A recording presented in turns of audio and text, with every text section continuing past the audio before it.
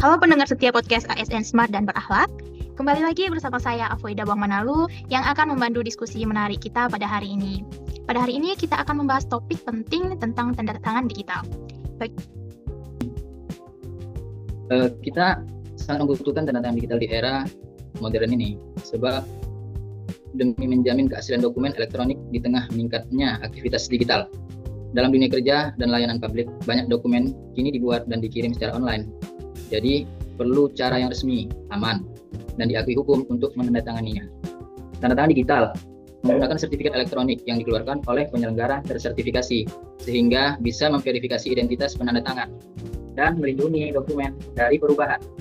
Jadi, kehadirannya ini bukan sekedar mempermudah, namun memastikan keamanan, keabsahan, dan efisiensi di era digital sekarang. Baik, aku terima kasih. Kan apa sih itu pengertian tanda tangan digital? Nah, tanda tangan digital adalah bentuk elektronik dari tanda tangan yang digunakan untuk menjamin keaslian, integritas, dan non-penyangkalan suatu dokumen atau pesan digital. Tanda tangan digital seperti sidik jari elektronik yang membuktikan siapa pengirim dokumen, menjamin bahwa isi dokumen tidak diubah sejak ditandatangani, dan mencegah pengirim menyangkal bahwa dia telah mengirim dokumen itu.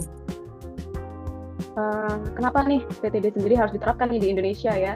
Penerapan tanda tangan digital di Indonesia ini penting banget Kak Apo sebetulnya, karena memberikan berbagai manfaat strategis baik secara keamanan, efisiensi, dan juga transformasi digital kita. Tanda tangan digital ini menjamin keaslian dokumen dan juga identitas penandatanganan, sehingga mencegah terjadinya pemalsuan ataupun manipulasi data.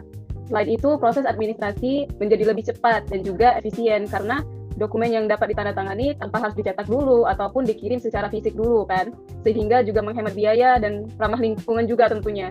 Penerapan ini juga mendukung transformasi menuju negara dengan sistem kerja yang lebih transparan, akuntabel, dan juga tentunya terintegrasi. Dengan demikian, tanda tangan digital menjadi langkah penting nih dalam mewujudkan pelayanan publik yang modern, aman, dan terpercaya di era digital sekarang, Kak Apo. Penerapan tanda tangan digital Indonesia itu sendiri sudah mengikuti peraturan yang diatur dalam Undang-Undang ITE, dilakukan dengan menggunakan platform yang terdaftar sebagai penyelenggara sertifikasi elektronik yang diawasi langsung oleh Kementerian Kominfo. Prosesnya melibatkan verifikasi identitas untuk mendapatkan sertifikat elektronik, lalu menggunakan platform tersebut untuk membuka tanda tangan digital pada dokumen elektronik kita. Nah, untuk adaptasi sendiri nih, di Indonesia didorong oleh pertumbuhan ekonomi digital, regulasi yang mendukung seperti Undang-Undang ITE, serta kebutuhan akan efisiensi serta keamanan. Nah, penggunaan tanda tangan elektronik ini sudah meluas di berbagai sektor, termasuk perbankan dan administrasi kependudukan.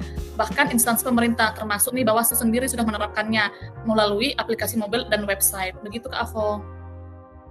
Terima kasih Kak Avoida. Sini saya share screen ya. Nah, di sini kita bisa lihat tantangannya itu yang pertama kurangnya pemahaman tentang ITE, kemudian resistensi dari ASN itu sendiri.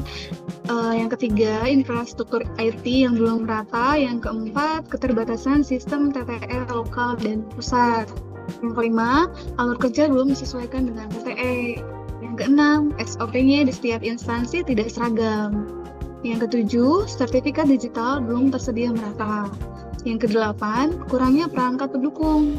Yang kesembilan, tidak ada standar evaluasi efektivitas TTE. Yang kesepuluh, tidak semua instansi punya indikator yang jelas. Yang kesebelas, akses internet yang belum merata. Sekian Kak Avoida penerapannya. Ya, saya akan menjelaskan beberapa solusi nih yang bisa dilakukan. Yang pertama yaitu lakukannya sosialisasi dan edukasi yang terstruktur. Lalu yang kedua, penyusunan pedoman SOP nasional TTE. Yang ketiga yaitu bisa melakukan pengembangan infrastruktur internet, terutama di daerah-daerah yang terpencil yang agak susah nih masalah internetnya. Lalu pengembangan platform TTE yang terintegritas. Dan yang terakhir bisa dilakukannya kampanye internal yang memotivasi ASN untuk beradaptasi dengan digitalisasi. Itu Kak Avo. Nah, Sobat Digital, itu tadi pembahasan menarik kita tentang tanda tangan digital. Dari diskusi hari ini, bisa kita simpulkan bahwa tanda tangan digital itu bukan sekedar simbol persetujuan, tapi juga bagian dari transformasi menuju layanan yang lebih efisien, aman, dan terpercaya di era digital ini.